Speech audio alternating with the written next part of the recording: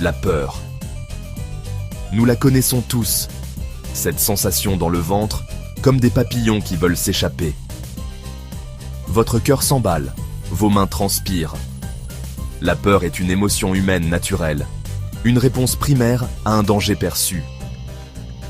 Il est important de se rappeler que la peur est souvent une protectrice, nous préservant du danger. Mais parfois, la peur peut nous retenir, nous empêcher de vivre pleinement notre vie. On peut éviter d'essayer de nouvelles choses, de rencontrer de nouvelles personnes ou de poursuivre nos rêves, tout cela parce que la peur nous murmure des doutes à l'oreille. Pourquoi devrions-nous affronter nos peurs? Parce que vivre une vie dictée par la peur, ce n'est pas vraiment vivre. Nous méritons de faire l'expérience de tout ce que la vie a à offrir. Quand on surmonte ses peurs, on libère son véritable potentiel. On découvre des forces qu'on ne se connaissait pas. On s'ouvre à un monde de possibilités.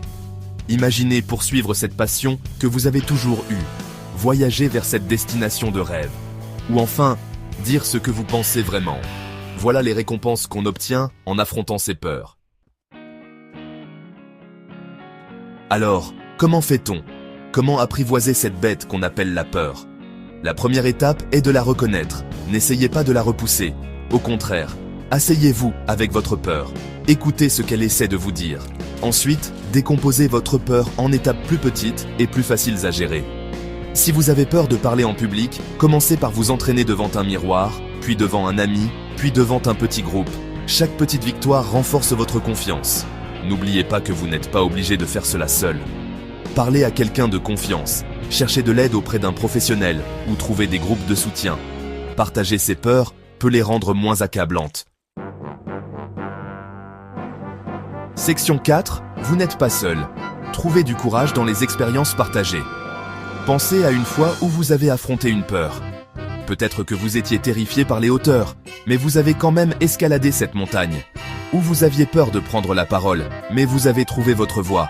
Nous avons tous des histoires de courage, même si elles nous semblent insignifiantes. Ces histoires nous rappellent que nous sommes capables de beaucoup plus que nous le pensons. Lorsque nous nous connectons aux autres et partageons nos expériences, nous réalisons que nous ne sommes pas seuls face à nos peurs. Nous puisons de la force dans le parcours des autres et nous nous inspirons mutuellement pour continuer à avancer, pas à pas.